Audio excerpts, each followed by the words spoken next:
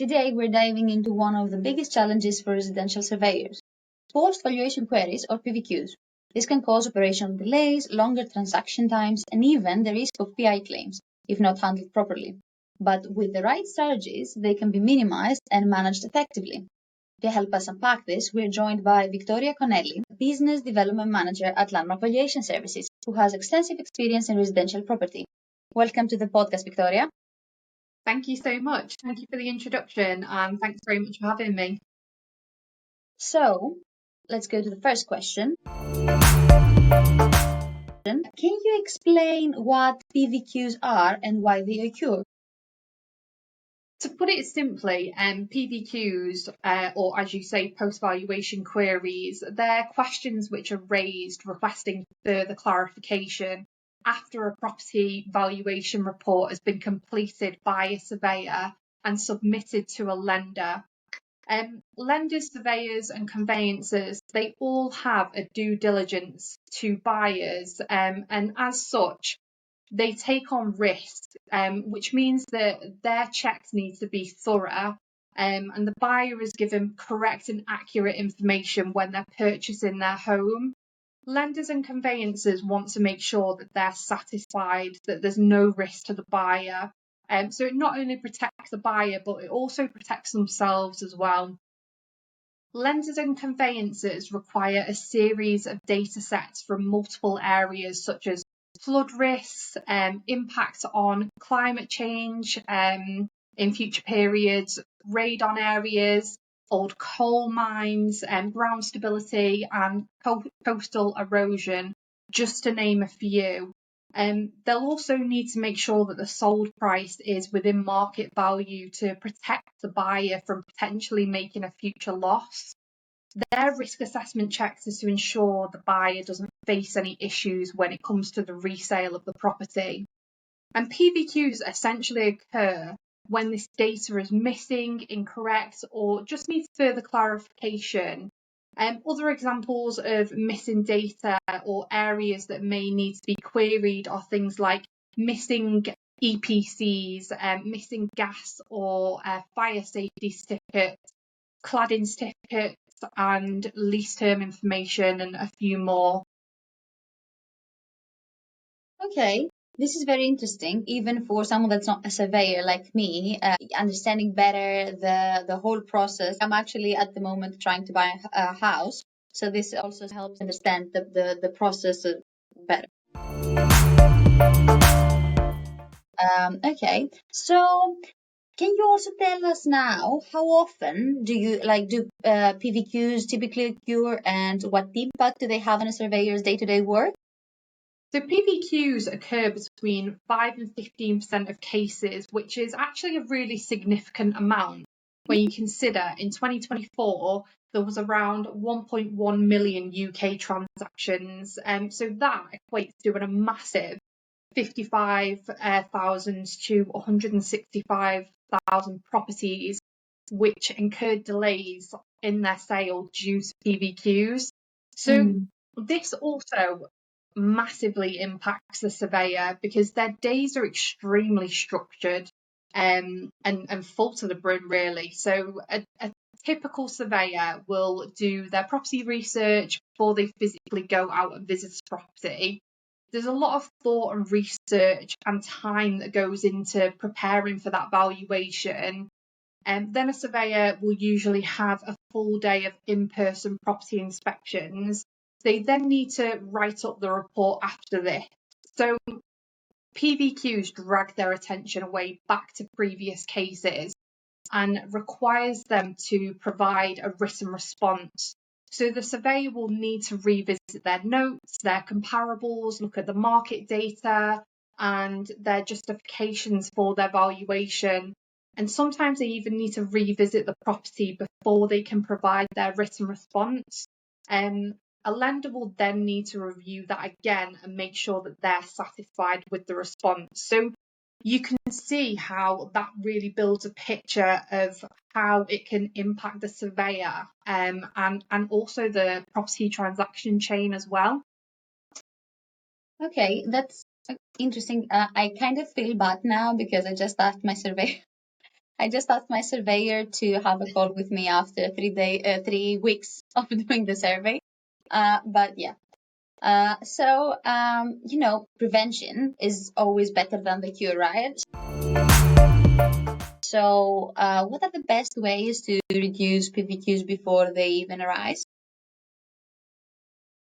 Surveys really use robust comparable evidence, so making sure that their comparables are as geographically close as possible.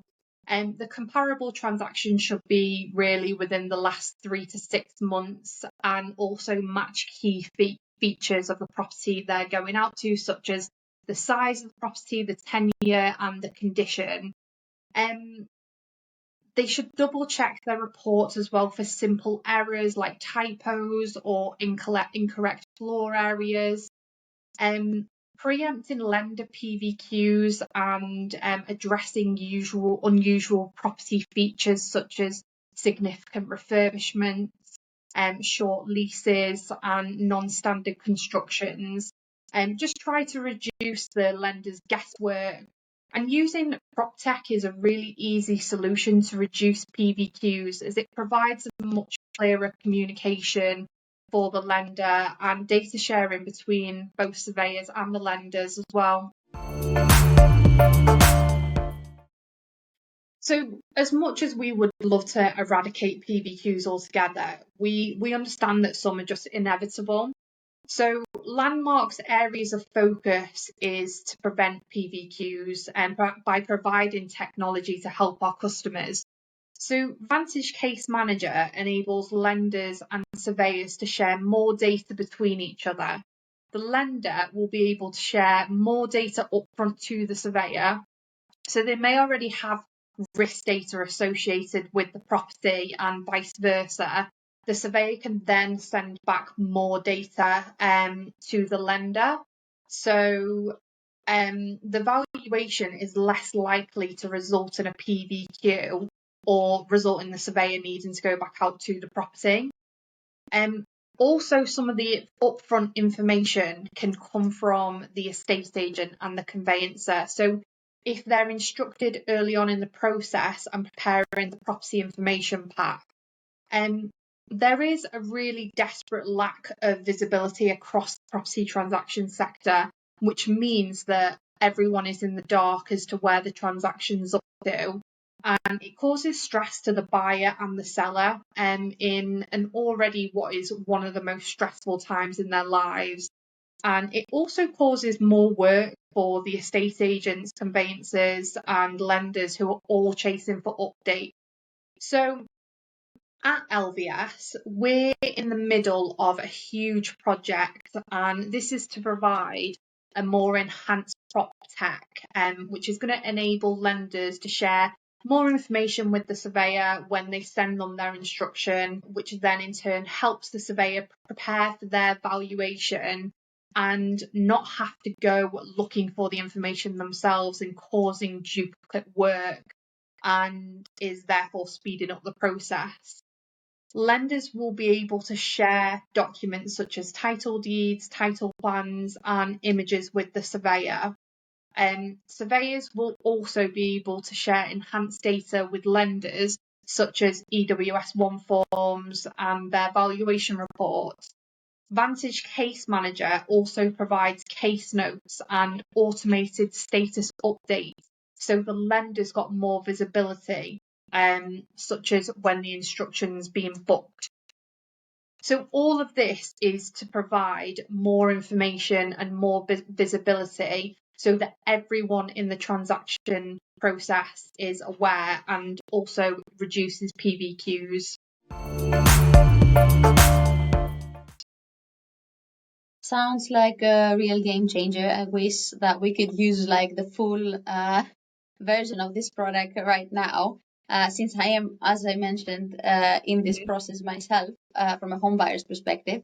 So, but even with the best precautions, I guess that post-valuation queries can perhaps still happen.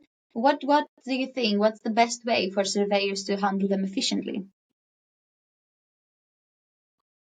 Really, really good question. And again, A tech tool like Vantage Case Manager is a really excellent and easy tool to help surveyors handle PVQs quickly. So Vantage Case Manager will help surveyors receive the PVQs. It provides company-headed templates to respond to the PVQs and enables the surveyor to use standardized phrases to speed up their reply. So it will also provide clear status visibility when searching for a PVQ and enables actions to be tracked and included within the audit trail. This has been a fantastic conversation. Thank you so much, Victoria. So let's summarize the key takeaways.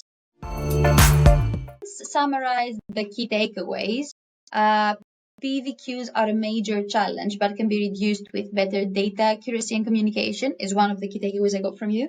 Second, I would say, is using tools like Vantage Case Manager can really streamline the process. And the third key takeaway is that having a structured response system in place can improve lender satisfaction and reduce PI risk. So before we wrap up, would you have any final advice to share with surveyors that are dealing currently with PVQs? Yeah, of course.